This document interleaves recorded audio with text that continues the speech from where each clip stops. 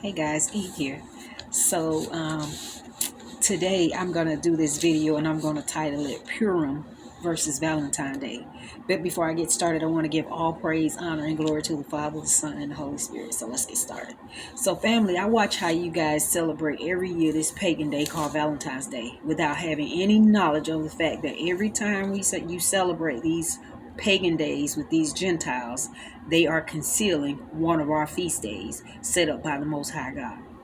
Guys, remember, I have been telling you for quite a while now who you are.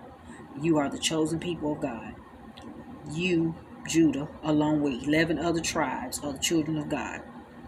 And God gave us feast days or holy days that we forgot about when our foreparents went into captivity and all our traditions ceased.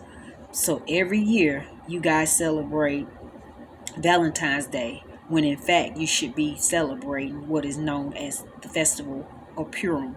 Purim means casting lots. If you all are familiar with the book of Esther in the Bible, Purim came about through Esther, or the book of Esther. Purim is celebrated on the 4th and 15th day of February. It is a festival held by the Jews, marking the salvation of the Jews that were in ancient Persia from a planned massacre. The name Purim is derived from the Hebrew word meaning pure, meaning lots, referring to Haman, the lot Haman cast to select the date that he would destroy the Jews. Haman was the second in command to the king, Xerxes. He was an Agagite, aka known as the modern day Amalekites, who hated the Jews, and with his position with the king, he set up to destroy the Jews. But God had a different plan. Now, King Xerxes had a wife, Vashti.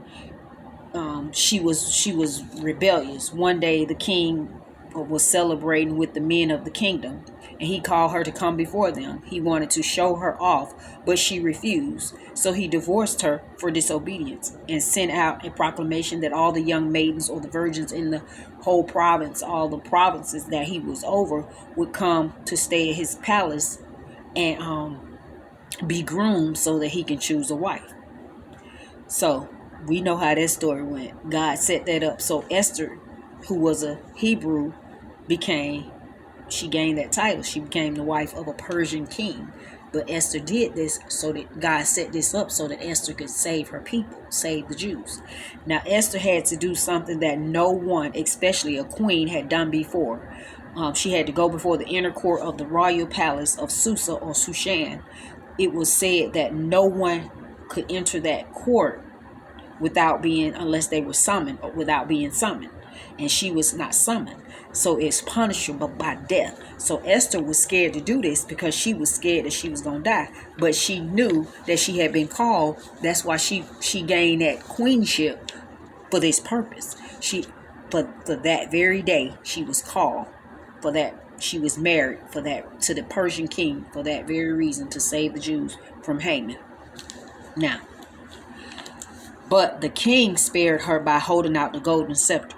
She did this so that she could meet with the king and Haman to tell the king of the evil plot that Haman had set up, the lots he was casting to destroy the Jews.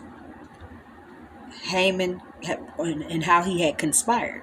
Now, turns out that what he planned for the Jews happened to him and his family. Like, they were destroyed. They were hung on gallows that he had set up to destroy Mordecai. Now, I'm going to tell you who Mordecai is. So, like I said, what he had planned for the Jews actually happened for him and his family. And his position was given to Mordecai, Esther's uncle, who had saved the king's life. One day, Mordecai was walking in the inner courts, the outer courts, and he heard these two eunuchs plotting to poison the king. They was going to try to kill the king. So all of that happened so that they could save God's chosen people, the Jews. See, God don't play by his people. He does not. So let me tell you. So Purim commemorates the story of the book of Esther. when she and her cousin Mordecai thwarted Haman's plot to destroy the Jews, resulting in a dramatic reversal of fate, meaning what he set up for them actually happened to him. The origin of the name Purim is known as casting of lots because the villain Haman was bidding on the day he would destroy the Jews.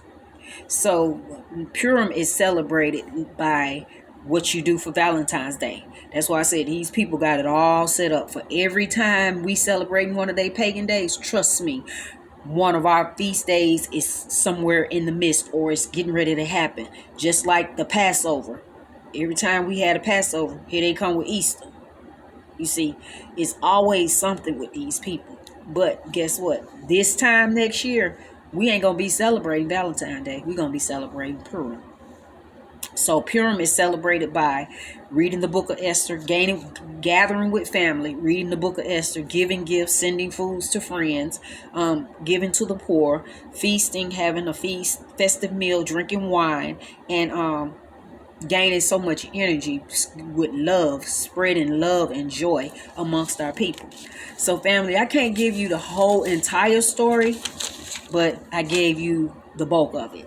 You guys have to read it so that you can someday celebrate it. Yep, celebrate. It's one of our feast days. So I had to tell you guys that so that tomorrow, you celebrating today Valentine's Day, but tomorrow you can celebrate Purim. Because I said it's a 2-day. It starts actually on Friday the 13th. And it at midnight on Friday the 13th. It's because that was the day he was set to cast the lots. But the actual dates that is celebrated is on the 14th and the 15th of February. So family, I want you guys to read the book of Esther. So next year, you'll be celebrating Purim and not Valentine's Day. With that being said, I thank you guys for visiting my video, and I'll see you on the next one.